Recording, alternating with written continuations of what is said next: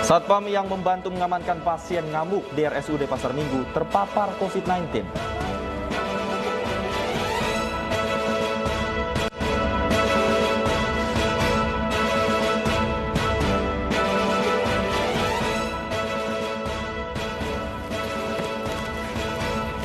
Halo, selamat sore pemirsa. Demikian tadi berita pilihan iNews Sore yang akan menemani selama 2 jam ke depan. Bersama saya, Syafaati Suryo. Dan saya, Davi Pratama. Pemirsa, kita awali iNews Sore hari ini dengan informasi terkait kericuhan terjadi menjelang sidang vonis Rizik Syihab siang tadi. Massa pendukung Rizik Syihab menyerang barikade polisi yang menghalangi mereka untuk menuju Pengadilan Negeri Jakarta Timur.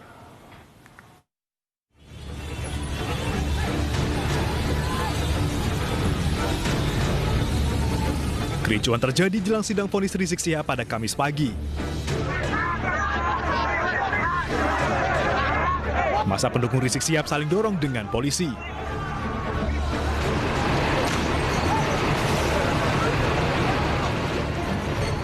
Kericuhan yang semakin memanas bahkan berujung pada pelemparan batu oleh massa ke arah barikade polisi. Insiden ini terjadi di Jalan Igusti Ngurah Rai di dekat Pengadilan Negeri Jakarta Timur. Polisi pun terpaksa melepaskan gas air mata untuk menghalau massa. Sejumlah pendukung Rizik Syihab ini memaksa menembus barikade polisi untuk menuju Pengadilan Negeri Jakarta Timur. Kericuhan mulai mereda saat perwakilan massa berdialog dengan polisi.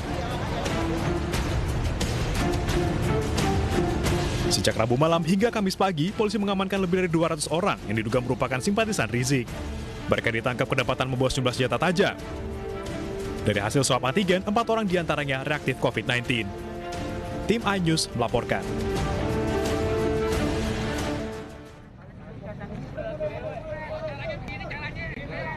Sementara itu sempat terjadi kericuhan dari ribuan pendukung yang akan mengikuti sidang Rizik Syihab. Massa tertahan di jembatan layang Pondok Kopi menuju Penggilingan, Jakarta. Massa yang mencoba mendekati kantor Pengadilan Negeri Jakarta Timur dibubarkan petugas menuju flyover Pondok Kopi, Jakarta Timur. Pendukung Rizik Syihab tertahan di sekitar Pondok Kopi yang mengakibatkan terhambatnya lalu lintas dari arah Klender menuju Penggilingan. Petugas keamanan yang menjaga berlangsungnya vonis sidang mengantisipasi adanya provokator yang menyusup dan membuat kericuhan kembali. Dari Jakarta, Rian Rahman, iNews melaporkan. Penertiban rumah warga di lahan milik PT Kereta Api Indonesia di Medan, Sumatera Utara berlangsung ricuh. Warga mengaku sudah tinggal puluhan tahun dan taat membayar pajak.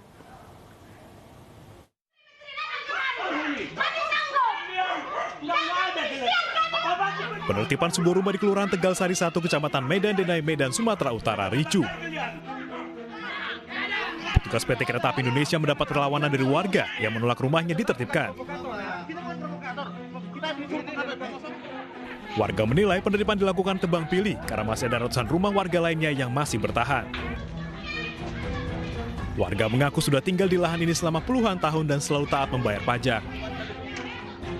Alasannya katanya mau dipakai PJKA. Saya bilang kayak gini, kalau Bapak mau pakai ini kok nggak digusur semua kiri kanan? Saya bilang, karena ini tanah PJKA.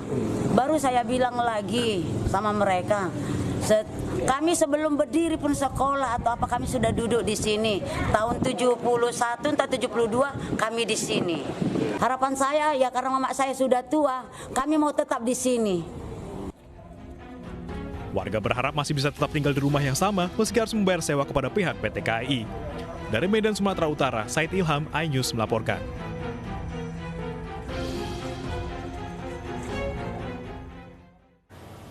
Pemirsa, seorang oknum polisi di Maluku Utara diduga memperkosa seorang remaja berusia 16 tahun. Pemerkosaan terjadi saat korban diinterogasi di markas Polsek Celolo Selatan. Pemerkosaan berawal saat korban dan seorang rekannya diduga sedang melarikan diri. Penahanan korban dan rekannya berdasarkan laporan keluarga korban yang merupakan rekan pelaku. Korban ditangkap di sebuah penginapan di Sidangoli, kemudian dibawa ke Polsek Celolo Selatan untuk dimintai keterangan. Korban dan rekannya kemudian diinterogasi di ruangan berbeda. Saat itulah korban diduga diperkosa di sebuah ruangan di Polsek Jelolo Selatan oleh Bribtu berinisial II. Pelaku langsung ditangkap dan dijadikan tersangka. Sementara Bribtu II kini ditahan di Polres Ternate dan terancam dipecat. Pelaku juga tengah diproses etik oleh Propam.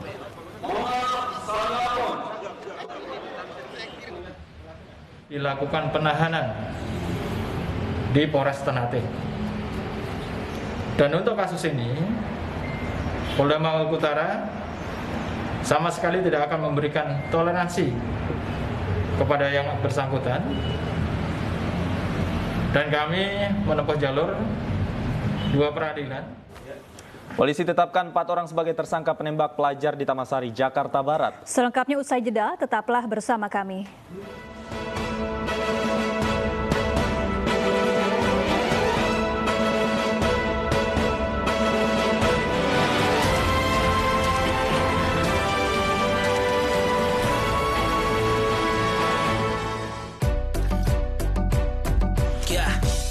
Hitam pagi-pagi, hey, pengen mata melek lagi, tapi hampas, bikin malas, perut gembung, bikin jadi ngegas, hey, kopi hitam gua jelas beda, kopi hitam gilus mix, kopi hitamnya anak muda, ampas cepat turun, aroma kreatif, otak jadi aktif, yeah.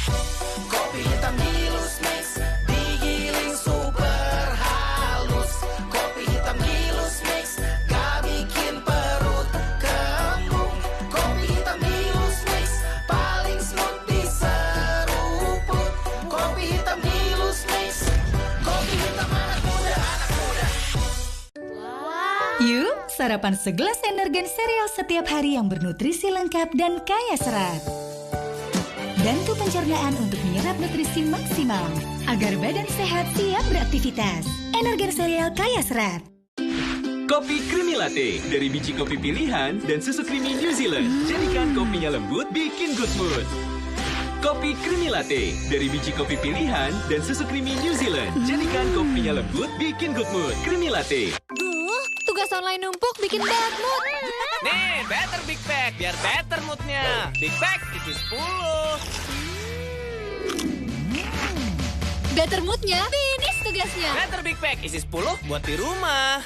Omehar, minyak ikan pilihan dari laut dalam. Omehar, suplemen omega 3 esensial. Dalam mini kapsul, lebih mudah ditelan. Diproses dengan teknologi modern di Amerika. Bantu pelihara kesehatan tubuh kini dan nanti.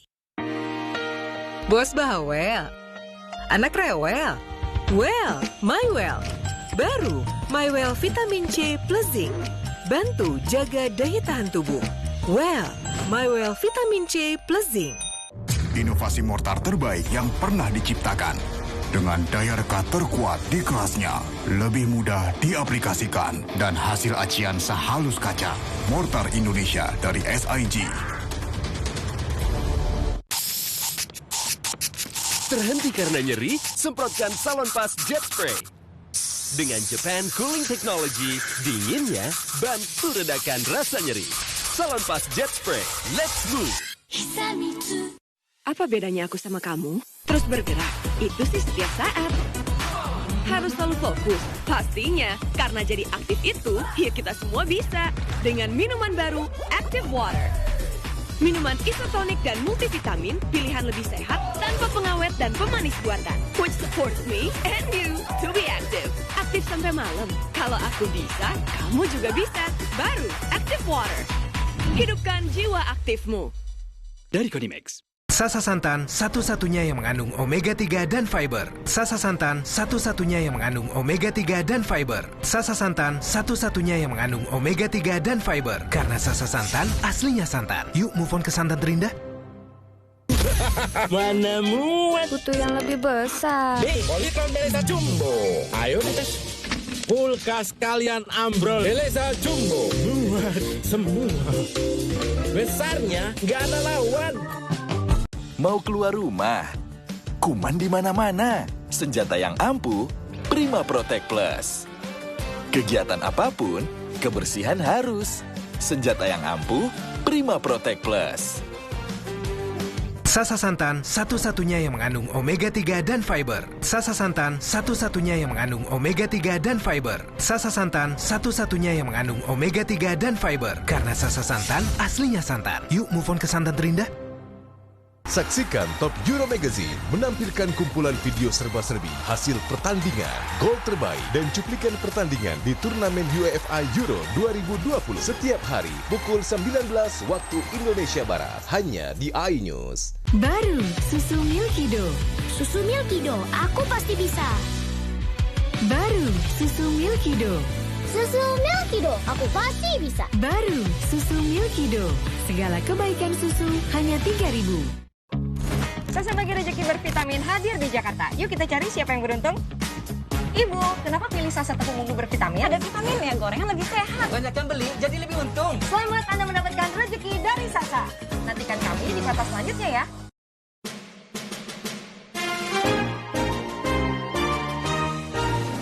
Marilah seluruh rakyat Indonesia arahkan pandangan ke depan. Raihlah mimpimu bagi nusa bangsa, satukan tekad untuk masa depan.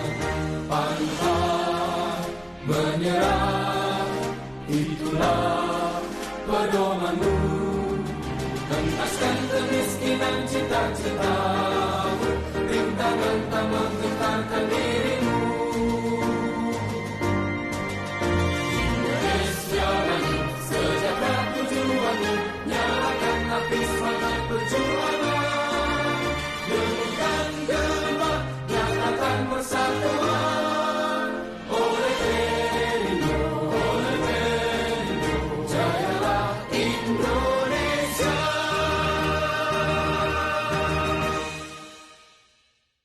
Wow! Lazada Pesta Gajian! Rayain gajian tiap bulan bareng Lazada Pesta Gajian. Beli barang branded, harganya murah banget. Zara.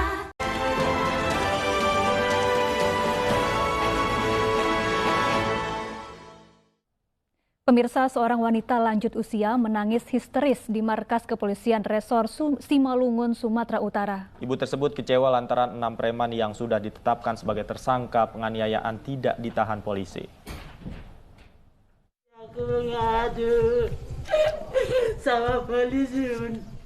Merasa diperlakukan tidak adil, ibu ini menangis histeris di depan pintu masuk Satreskrim Polres Simalungun, Sumatera Utara. Lansia ini kecewa setelah salah seorang penyidik tidak menahan ke-6 tersangka penganiayaan dan pengeroyokan serta perusakan rumah korban. Polisi berdalih tidak mendapatkan video peristiwa kejadian serta tidak seorang pun dari ke-6 tersangka mengakui perbuatannya. Jawaban penyidik ini membuat korban memohon agar polisi serius dan menangkap para pelaku. Kalau nggak ditahan orang itu, tolonglah aku. Aku udah tua. Kalau nggak ditanya, kalau aku mati, siapa yang mau tanggung jawab pada itu? Udah Bu, jangan. Ya, aku minta tolong tahan yang udah tersangka dek. Jangan nangis. Tolong aku. Tolong aku udah teraniaya. Udah korban. Tolong tangkap yang udah tersangka, itu aja perintahku. Saya tidak nyaman. Bapak, tersangkanya nggak ditahan, saya korban ketakutan, trauma Pak, berkeliaran para pelakunya Pak. Saya ingin mengucapkan sama Pak Kapolda, tolonglah tindak lanjutilah perkara saya ini. Walaupun saya orang kecil, tapi saya warga Indonesia Pak. Sementara itu kuasa hukum korban kecewa karena tidak seorang pun dari penyidik Polres Simalungun yang dapat dijumpai. Padahal kasus penganiayaan korban sudah berjalan sejak 29 Desember 2020. Dari Simalungun, Sumatera Utara, Dharma Setiawan, iNews melaporkan. 6 orang terduga pelaku penembakan masih menjalani pemeriksaan intensif di Polres Jakarta Barat. Sebelumnya polisi menetapkan 4 tersangka penembakan di Taman Sari.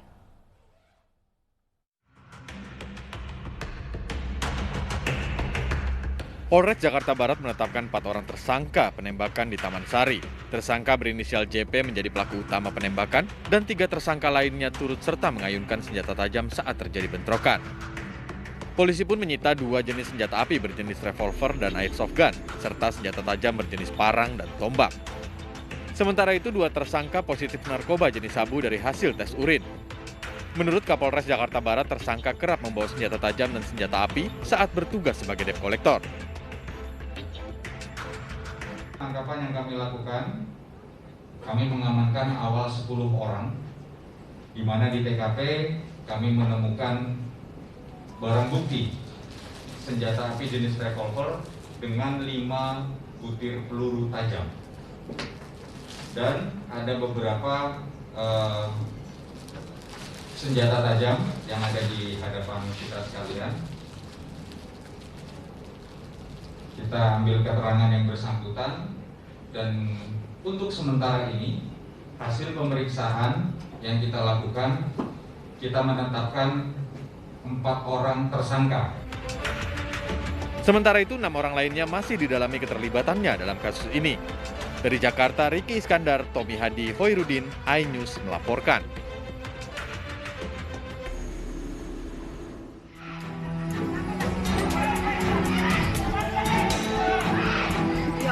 Peristiwa dilatar belakangi perseteruan antara warga dan sekelompok orang yang mengkonsumsi minuman keras hingga larut malam.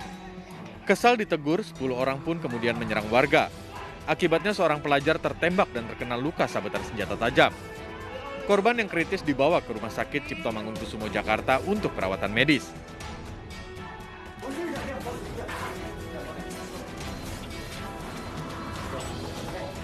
Penembak seorang remaja di Taman Sari, Jakarta dibekuk tim gabungan Polsek Taman Sari dan Polres Metro Jakarta Barat.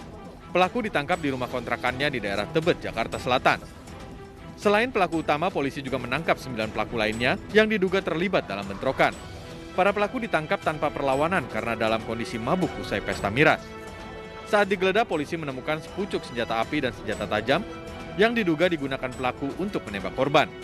Tim Liputan iNews melaporkan.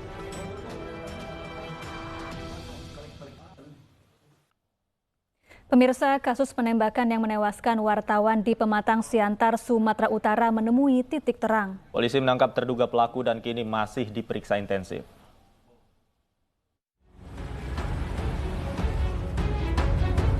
Polisi menangkap terduga pembunuh wartawan media online di Pematang Siantar, Sumatera Utara. Sementara jumlah dan status terduga pelaku belum dijelaskan polisi karena pemeriksaan masih berlangsung. Pelaku ditangkap usai polisi memeriksa sejumlah saksi dan barang bukti. Nanti akan saya sampaikan, ya. Penetapan tersangka itu bagian dari proses penyidikan, teman-teman. Ya, kita yang jelas sekarang bekerja dengan waktu untuk mengungkap dan menyelesaikan perkara ini. Demikian ya, teman-teman. Izin Jenderal, targetnya berapa lama nih, Jenderal? Targetnya secepatnya, ya. Sebelumnya, wartawan media online Marsal Harahap tewas ditembak di dalam mobilnya Sabtu dini hari. Lokasi penembakan hanya berjarak sekitar 300 meter dari rumahnya. Diduga penembakan korban terkait pemberitaan yang dibuat oleh korban. Dari Pematang Siantar, Sumatera Utara, Dharma Setiawan, iNews melaporkan. Seorang bocah berusia 4 tahun tewas setelah dianiaya ibunya sendiri. Pelaku membunuh korban karena kesal. Korban terus menangis meminta makan.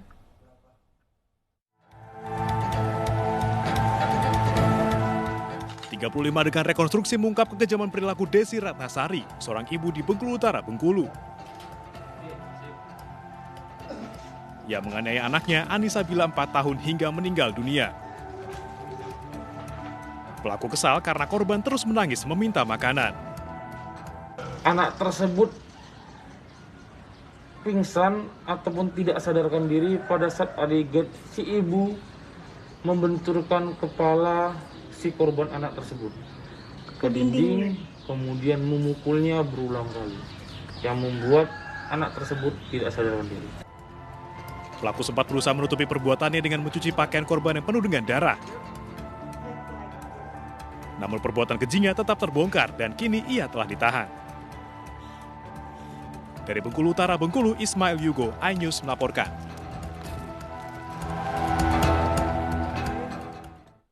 Dan pemirsa, selengkapnya sudah bergabung bersama kami melalui sambungan telepon ada Ibda Eri Andra, Kapolsek Napal Putih Bengkulu Utara. Selamat sore, Ibu Ibda Eri. Selamat sore, Mbak. Ya, Ibu, sejauh ini seperti apa perkembangan pemeriksaan terhadap pelaku? Ya, kami sudah melakukan pemeriksaan terhadap saksi-saksi, warga sekitarnya, dan untuk korban sendiri sudah mengakui kalau memang itu adalah perbuatan dia sendiri karena kesal, anaknya merengek, minta jajan, jadi punya di saat itu. Baik, berdasarkan pengakuan dari pelaku, adakah latar belakang lain yang menjadi motif sehingga akhirnya ia kesal, kemudian sang anak menjadi bulan-bulanan pelaku? Kalau pengakuan dari tersangka, cuman sakit hati anaknya minta jajan aja, emosi saat itu. Mungkin karena dia bilang nggak punya uang saat itu anaknya minta jajan. Di situ emosinya. Jadi dilampiaskan kepada anaknya ya, ya, Bu. Apa saja yang sempat dilakukan pelaku kepada anaknya sebelum anaknya meninggal? Iya, saat anaknya merengek minta jajan itu dengan emosi ibunya menjambak rambut anaknya tadi itu langsung dibenturkan ke dinding. Dibenturkan ke dinding, anaknya jatuh di situ. Saat itu anaknya pingsan, terus ditambah lagi dipukuli sama ibunya. Pingsan dan dipukuli, Bu ya. Katanya kami mendapatkan informasi bahwa pelaku ini sempat berusaha untuk menghilangkan jejak darah yang ada di pakaian. Apa betul seperti itu, Bu? Iya, benar. Waktu habis kejadian itu darah kan bercucuran di lantai. Nah, dia berusaha mengelapnya dengan bajunya, daster, lalu dibuang ke jendela samping. Dan baju yang dia pakai, dia cuci ke sungai. Baju anaknya juga dibawa ke sungai dicuci. Dan dia ganti anaknya dengan baju yang baru untuk menghilangkan jejak biar nggak ketahuan. Dan bajunya yang untuk ngelap di lantai dan baju anaknya dengan baju yang dia pakai sendiri dibungkus satu kantong dibuang ke samping rumahnya melalui jendela dari kamar. Baik, saat penganiayaan terjadi, apakah ada tetangga atau anggota keluarga lain yang mendengar suara teriakan korban? Kalau pengakuan dari tetangga-tetangga mengatakan saat memukul kayak gitu tuh pintu rumahnya ditutup, Mbak. Jadi tetangga nggak melihat, tapi mendengar anaknya menangis kayak gitu. Tetangga nggak berani negurnya karena dia orang baru di situ kan. Artinya sudah sering dilakukan ya? Iya, kalau pengakuan dari tetangga ya, mengatakan seperti itu sudah sering nangis anaknya itu. Gitu. Bu, kalau dari profil pelaku sendiri seperti apa, Bu? Ada pelaku memiliki berapa orang anak, kemudian suaminya pada saat kejadian berada di mana? Iya, saat kejadian itu suaminya lagi kerja kalau di sini kan dodo sawit ya. Dia buruh sawit, anaknya satu orang itu suami yang sekarang itu suami yang kedua, dan anak Ani Sabila ini anak dari suami pertamanya. Kalau hubungan pelaku dengan suaminya selama ini seperti apa, Ibu? Mereka baik-baik saja, bahkan suaminya sayang sama anaknya. Kalau dipukuli dengan tersangka, suaminya bilang, sudahlah, anak itu masih kecil, jangan dimarahi, jangan dipukuli, kasihan. Seperti itu suaminya. Tapi nggak tahu ibunya kok selalu marah dan memukulnya gitu. Baik, dari hasil pemeriksaan apakah dari psikologis pelaku juga sudah didapatkan informasi, Bu? Apakah pelaku depresi atau ada motivasi yang lain, Bu? Nah, sampai saat ini seperti masih didalami dulu, belum diperiksa. Tapi kalau dilihat dari pemeriksaan untuk menjawab pertanyaan dari tim penyidik, dia sehat. Cuman mungkin karena dia merasa ketakutan aja, dia jawabnya agak lama berpikir, mungkin merasa bersalah tadi itu ya. Jadi agak bengong, kayak gitu. Dari pengakuan pelaku sudah seberapa sering atau berapa kali penganiayaan ini dilakukan terhadap anaknya? Kalau dari pengakuan tersangka, cuman marah seperti itu aja, mukul-mukul biasa saja gitu. Cuman saat itu aja, saat kejadian itu yang mungkin dia sudah emosi, sudah memuncak mungkin ya, sampai dia gelap mata terus menghajar anaknya sampai sebegitunya, sampai meninggal dunia. Baik, Bu Eri, terakhir ancaman hukuman yang dikenakan pada pelaku? Iya, karena ini perlindungan anak, diperkirakan 20 tahun penjara tuntutannya. 20 tahun penjara, baik. Iya. Terima kasih Ibda Eri Andra, Kapolsek Napal Putih Bengkulu Utara sudah bergabung bersama kami di iNews Sore. Selamat sore. Pemirsa, kita ke informasi selanjutnya. Pembunuhan terhadap keluarga karena motif ekonomi juga pernah terjadi di Kutai Timur, Kalimantan Timur, Malang, Jawa Timur, dan Nias, Sumatera Utara. Pembunuhan yang dilakukan kepada anggota keluarga ini rata-rata bermotif ekonomi. Seorang suami di Kutai Timur, Kalimantan Timur tega bunuh istri dan bayi berusia 1 tahun. Korban tewas akibat benda tajam. Seorang suami di Kutai Timur, Kalimantan Timur tega bunuh istri dan bayi berusia 1 tahun.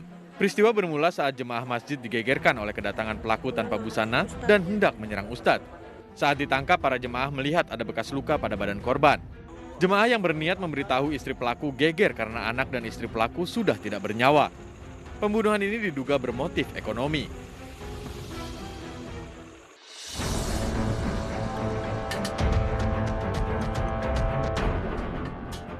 Di Malang, Jawa Timur, seorang anak tega membunuh ibu kandungnya karena urusan harta karun.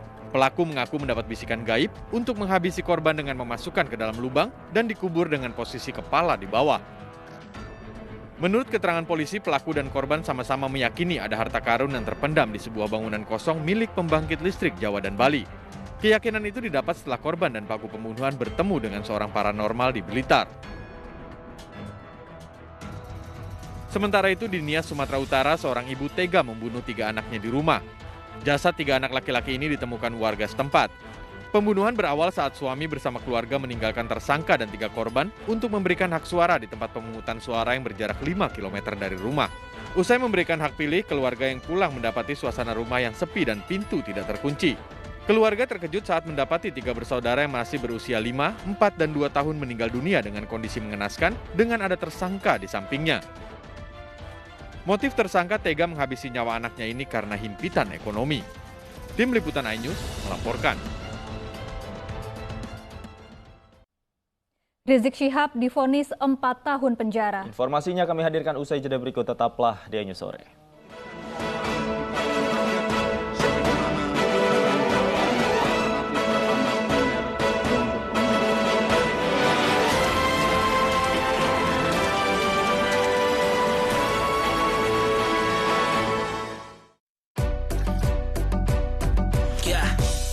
Hitam pagi-pagi, hey, pengen mata melek lagi, tapi hampas, bikin malas, perut gembung, bikin jadi ngegas, hey, kopi hitam gua jelas beda, kopi hitam gilus mix, kopi hitamnya anak muda, ampas cepat turun, aroma kreatif, otak jadi aktif, yeah. Kopi hitam gilus mix, digiling super halus, kopi hitam gilus mix, gak bikin perut kembung, kopi hitam gilus mix, paling smooth di seruput, kopi hitam gilus mix, kopi hitam anak muda, anak muda. Kopi Creamy Latte dari biji kopi pilihan dan susu creamy New Zealand. Jadikan kopinya lembut, bikin good mood. Kopi Creamy Latte dari biji kopi pilihan dan susu creamy New Zealand. Jadikan kopinya lembut, bikin good mood. Creamy Latte. Yuk, sarapan segelas Energen sereal setiap hari yang bernutrisi lengkap dan kaya serat. Bantu pencernaan untuk menyerap nutrisi maksimal agar badan sehat siap beraktivitas. Energen sereal kaya serat. Ya, kopi hitam pagi-pagi, hey, pengen mata melek lagi, tapi hampas, bikin malas, perut gembung, bikin jadi ngegas, hey, kopi hitam gua jelas beda, kopi hitam gilus mix, kopi hitamnya anak muda, ampas cepat turun, aroma kreatif, otak jadi aktif, yeah. Kopi hitam gilus mix, digiling super halus, kopi hitam gilus mix, gak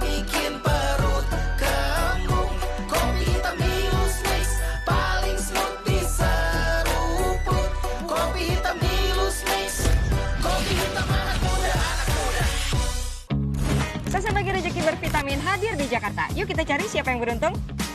Ibu, kenapa pilih Sasa tepung ungu bervitamin? Ada vitaminnya, gorengan lebih sehat. Banyak yang beli, jadi lebih untung. Selamat Anda mendapatkan rezeki dari Sasa. Nantikan kami di kota selanjutnya ya. Tenggorokan gak plong, bau gak sedap, bikin ngap. Hisap permen Ziploong. Bikin tenggorokan langsung plong. Permen Ziploong, temannya masker. Nafas zip tenggorokan plong. Saksikan Top Euro Magazine menampilkan kumpulan video serba-serbi hasil pertandingan, gol terbaik, dan cuplikan pertandingan di turnamen UEFA Euro 2020 setiap hari pukul 19 waktu Indonesia Barat. Hanya di iNews. Tetap semangat, butuh yang hangat. Baru Madu TJ Jahe Merah Mint. Dengan madu murni, jahe merah, dan mint membantu menjaga daya tahan tubuh. Madu TJ Jahe Merah Mint. Sasa Santan satu-satunya yang mengandung omega 3 dan fiber. Sasa Santan satu-satunya yang mengandung omega 3 dan fiber. Sasa Santan satu-satunya yang mengandung omega 3 dan fiber. Karena Sasa Santan aslinya santan. Yuk move on ke santan terindah. Bahaya kurang vitamin D. Onde-mande vitamin D. Berjemur aja, cukup nggak ya? Minum MyWell Vitamin D 1000 IU. Penuhi kebutuhan vitamin D, jaga imun well everyday. MyWell Vitamin D 100% well everyday. Jaga kesehatan, rajin olahraga, bila perlu minum Fit Best Force. Fit Best Force dibuat dari bahan alam echinacea, black elderberry, dan zinc. Fit Best Force, bantu pelihara daya tahan tubuh. Mana muat? Butuh yang lebih besar. Nih, Polytron Beleza Jumbo. Ayo dites. Kulkas kalian ambrol. Beleza Jumbo. Muat semua. Besarnya nggak ada lawan. Mulai langkah sehat bisa dari yang kecil. Jalan keliling sofa atau keliling komplek. Holistic Care Ester C1000 varian baru. Vitamin C yang lebih tidak perih di lambung dengan bioavailability 24 jam. Yakinkan langkah sehatmu. Halo, aku Modi, sobat digitalmu. Kamu tahu nggak kalau siaran TV analog akan diganti menjadi digital? Untuk beralih ke siaran TV digital, kamu hanya perlu menginstal set-top box tanpa membayar iuran bulanan. Siaran TV digital membuat gambar televisimu lebih bersih, lebih jernih, dan lebih canggih teknologinya. Ayo, segera bermigrasi ke siaran TV digital. Bersih gambarnya, jernih suaranya, canggih teknologinya. Mau keluar rumah? Kuman di mana-mana. Senjata yang ampuh, Prima Protect Plus. Kegiatan apapun, kebersihan harus.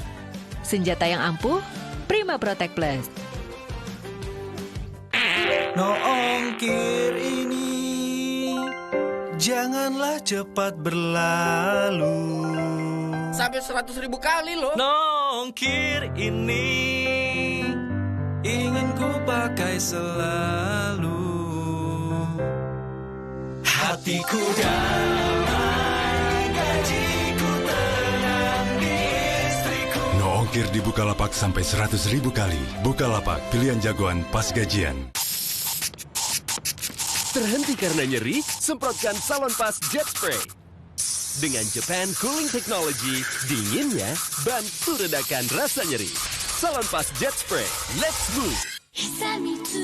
Pak, ada kurma? Yakin cari kurma, Bu? Kan bukan Ramadan. Sari kurma Arab. Yakin ada di Sari Kurma TJ. Baik diminum kapan aja. Dipanen di Arab, dikemas di Indonesia. Sari Kurma TJ. Enak, halal. Yakin. Wow! Lazada Pesta Gajian! Rayain gajian tiap bulan bareng Lazada Pesta Gajian. Beli barang branded, harganya murah banget. Zara.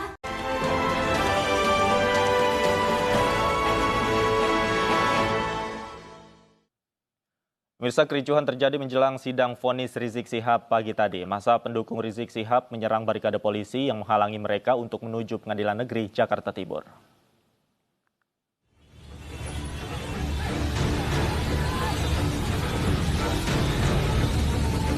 Kericuhan terjadi jelang sidang vonis Rizik Syihab pada Kamis pagi. Massa pendukung Rizik Syihab saling dorong dengan polisi.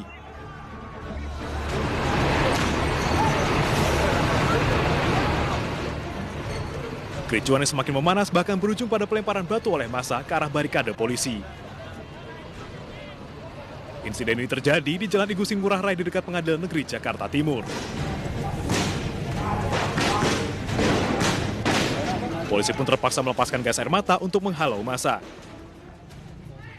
Sejumlah pendukung Rizik Syihab ini memaksa menembus barikade polisi untuk menuju Pengadilan Negeri Jakarta Timur. Kericuan mulai mereda saat perwakilan massa berdialog dengan polisi. Sejak Rabu malam hingga Kamis pagi, polisi mengamankan lebih dari 200 orang yang diduga merupakan simpatisan Rizik. Mereka ditangkap kedapatan membawa sejumlah senjata tajam. Dari hasil swab antigen, 4 orang diantaranya reaktif COVID-19. Tim iNews melaporkan.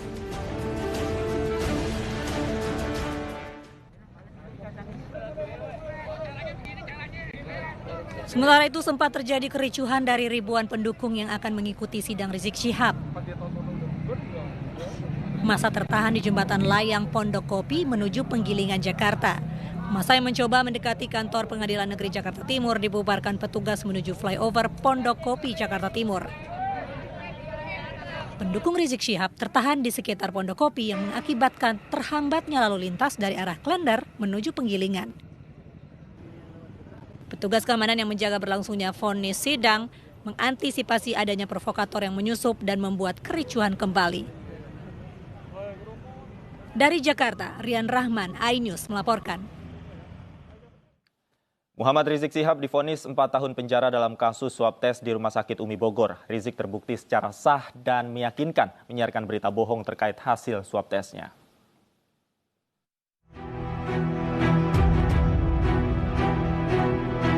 Kamis pagi, Muhammad Rizik Syihab menjalani sidang vonis dalam kasus swab tes di Rumah Sakit Umi Bogor.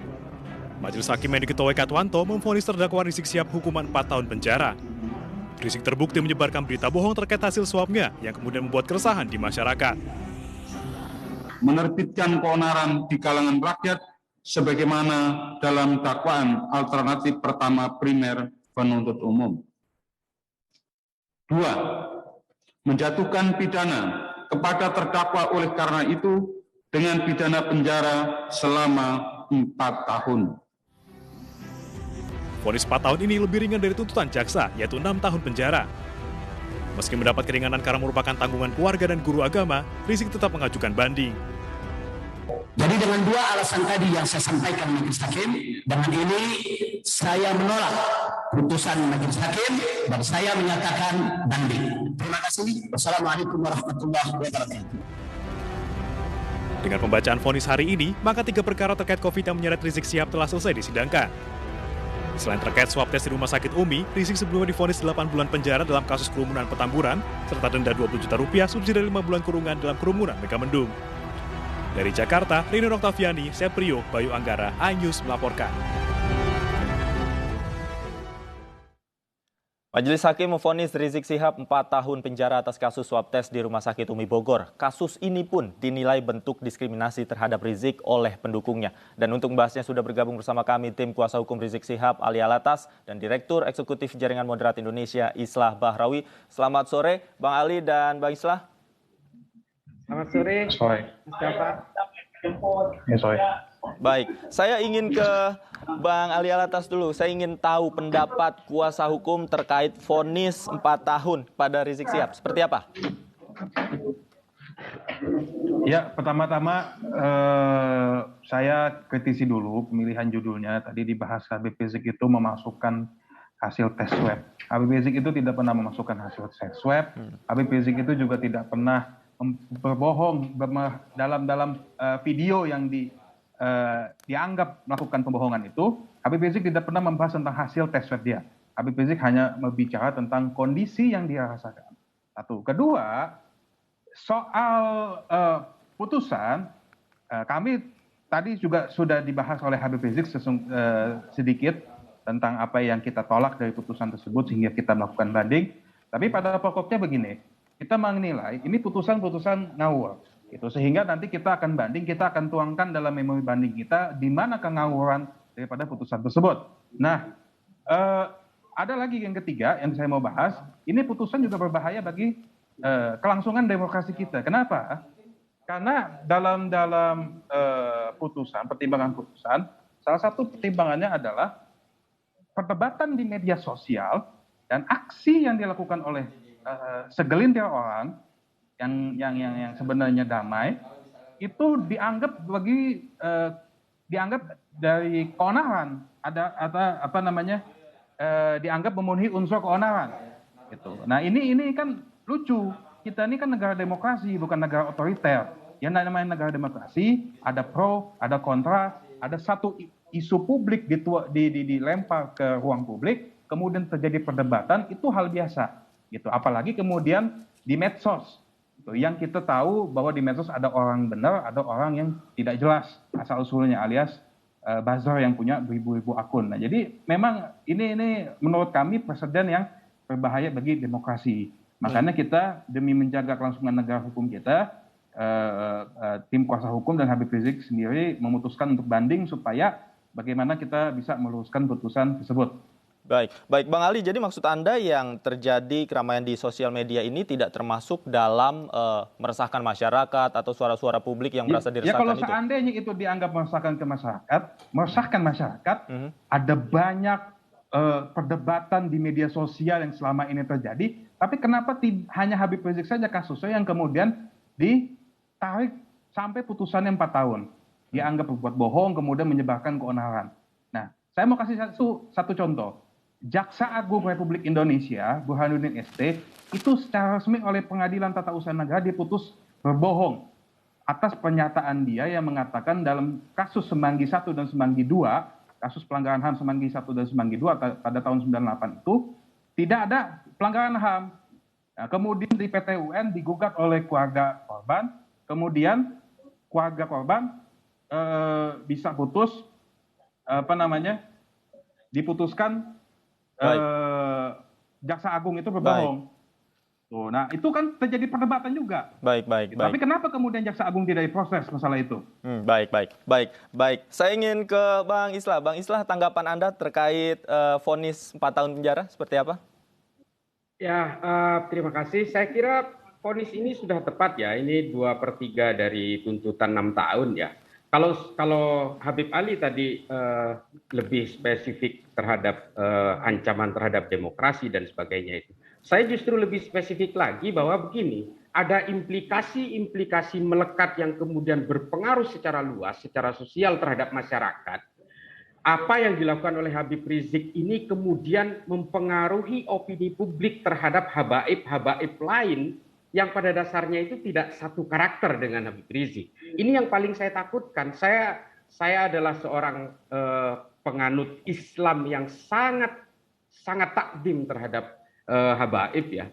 Tapi ketika ada kejadian-kejadian seperti yang dilakukan oleh Habib Rizik selama ini kemudian seolah-olah opini publik terhadap kalangan habaib dan juga kalangan saudara-saudara kita keturunan Arab itu kemudian sedikit demi sedikit mulai berubah, seolah-olah bahwa semua habaib dan semua saudara-saudara kita keturunan Arab itu seolah-olah identik dengan Habib Rizik. Ini adalah implikasi yang secara sosial menurut saya sangat kuat. Artinya putusan hukuman ini menurut saya juga bermaslahat bagi kalangan habaib lainnya, bahwa tidak semua habaib seperti ini gitu.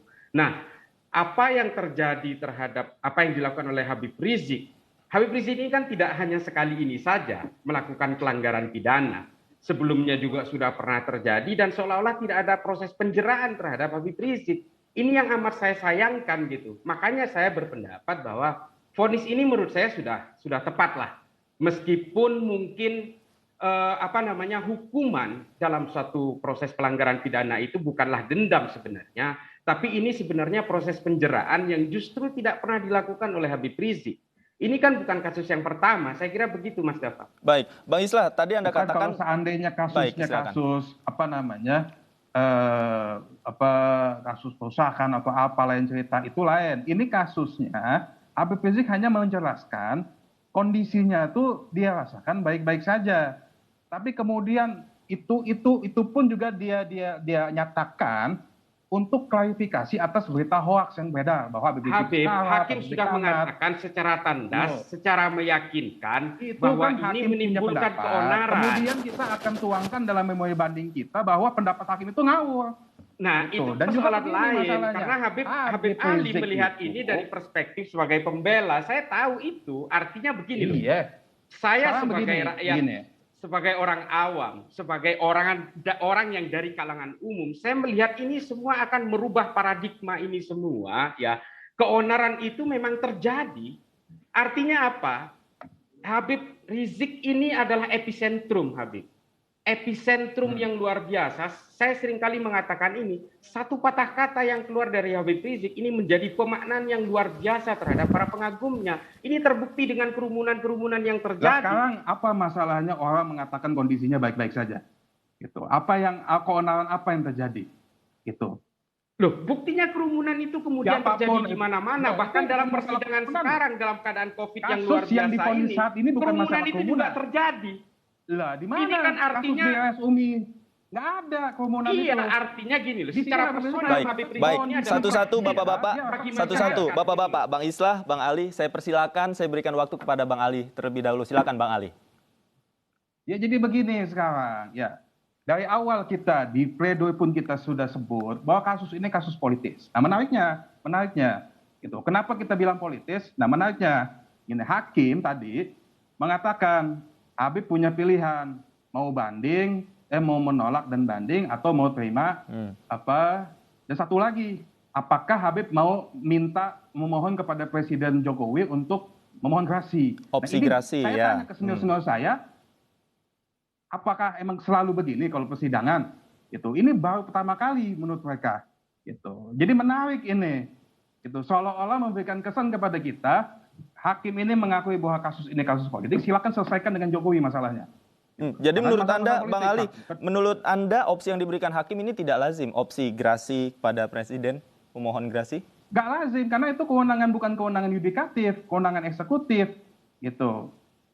Baik, Nggak lazim memang dalam peradilan. Baik. Bang Saya Islah, tanya, apa lazim begini? Nggak baik. lazim. Baik. Bang Islah, tidak lazim Satu, ada kedua, opsi gerasi kedua, Presiden? Ada hal sedikit. Ya, itu lazim saja. Itu kan proses hukum lanjutan. Itu sama saja. Artinya Presiden Itu juga tidak berhak masuk mengeluarkan dalam gerasi, proses. mengeluarkan pengampunan. Artinya begini loh. Ini kalau kemudian hakim menawarkan itu sebagai proses hukum lanjutan untuk upaya-upaya meringankan vonis yang diberikan oleh hakim, saya kira itu sah-sah saja karena itu bagian dari produk hukum yang bisa dipergunakan oleh Habib Rizik. Ini kan sah-sah saja opsi-opsi itu ditawarkan. Ya. Saya kira tidak ada yang tidak lazim di situ. Lalu kemudian gara-gara bagi seolah-olah orang ini yang kasus sering politik, beracara di pengadilan. jangan terlalu digiring ke proses seolah-olah ini kental dengan Loh, urusan saya nggak politik. giring, faktanya begitu soalnya. Tidak bisa Habib. Saya Bang terus terang Islah. hal-hal seperti ini juga tidak mungkin. Baik, saya ingin bertanya ke Bang Islah. Bang Islah, kasus politis. Ya. Baik, sebentar saja. Bang Islah, tadi menurut Anda bahwa lazim-lazim saja hakim memberikan opsi seperti ini. Padahal ada banyak opsi yang bisa ditawarkan hakim. Ada beberapa opsi. Kenapa harus kata-kata memohon gerasi pada Presiden ini harus disebutkan oleh hakim atau ditawarkan oleh hakim? Kira-kira apa pertimbangannya, Bang Islah? Ya menurut saya karena memang meskipun Presiden selaku eksekutif, dia punya diskresi untuk bisa menggugurkan berbagai kasus hukum. Ini juga seringkali terjadi. Artinya apa? Jurisprudensi hukum dan juga studi komparatif hukum banyak menyediakan kasus-kasus seperti itu. Kita bisa baca banyak sekali, bahkan ada seorang tersangka yang membunuh orang yang membegal sepeda motornya pernah juga digugurkan dengan diskresi itu. Artinya ini bukan sesuatu yang aneh. Kalau opsi itu kemudian ditawarkan oleh hakim, bukan berarti ini ada kaitannya dengan persoalan politik. Tidak semua yang berhubungan dengan presidensial selalu berhubungan dengan persoalan politik. Ini produk hukum dan opsi itu memang harus ditawarkan. Kalau toh itu kemudian ditolak oleh pihak Habib Rizik ya itu silakan saja. Baik. Bang Ali tidak selalu ada kaitannya dengan politis. Tanggapan Anda? Iya, problemnya tadi saya bilang. Saya tanya ke senior-senior saya yang sudah malah melintang berpuluh-puluh tahun di dunia pengadilan, nggak lazim opsi yang diberikan begitu. Biasanya memang hakim akan menawarkan apa mau banding atau mau terima. Itu yang biasa normalnya begitu. Tapi ketika dikatakan oh silakan kalau mau mohon gerasi ke Presiden Jokowi. Nah ini itu menarik justru. Gitu. Maksudnya hakim tuh apa?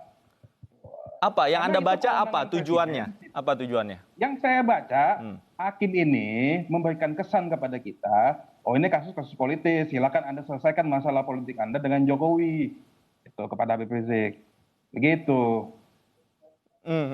Oke, menurut Anda seperti itu. Baik, sekarang saya ingin bertanya persoalan lain, Bang Ali. Tadi juga sebelum sidang berjalan ada pengacara, katakanlah begitu, atas nama Kurnia diamankan di depan PN Timur. Apakah, saya ingin konfirmasi, apakah yang bernama atas Kurnia ini betul kuasa hukum Rizik Syihab atau bukan? Betul, Ibu Tri Kurnia itu adalah bagian dari kuasa hukum daripada Habib Rizik Syihab. Baik, betul ya. Apa alasannya yang Anda dapatkan informasinya? Itu saya belum tahu, karena sekarang lagi kita coba urus apa alasannya, tapi kita coba lihat. Tapi yang pasti kalau ditanya apakah Ibu Kurnia masuk dalam kuasa, iya dia masuk dalam kuasa. Oke, baik. Kita kembali ke persoalan vonis Rizik Syihab. Tadi Anda katakan berkali-kali bahwa opsi yang ditawarkan hakim adalah bernuansa politis begitu.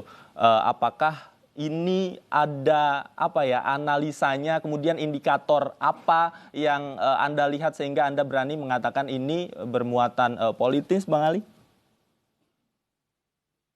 Ya, begini. Selain tadi masalah opsi, ya, kita melihat dalam putusannya juga. Nah, banyak hal yang menarik sebenarnya. Hakim itu mencoba memperluas makna keonaran.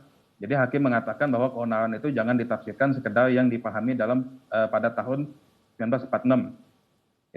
Keonaran itu bisa ditafsirkan pada masa kekinian, sehingga makanya pro kontra yang terjadi di medsos pun bisa masuk dalam keonaran. Nah, ada kaidah pidana sebenarnya. Ada kaidah pidana dalam perumusan norma, itu lex stricta, lex serta, lex scripta, dan seterusnya. Nah, lex stricta itu maksudnya bagaimana? Bahwa yang namanya pidana itu harus terbatas. Kenapa mesti dibatasi pemahaman norma pidana? Karena kalau tidak terbatas, maka peluang abuse of power itu makin besar dalam penggunaan normanya. Nah, tapi di sini hakim kemudian memperluas makna daripada keonaran.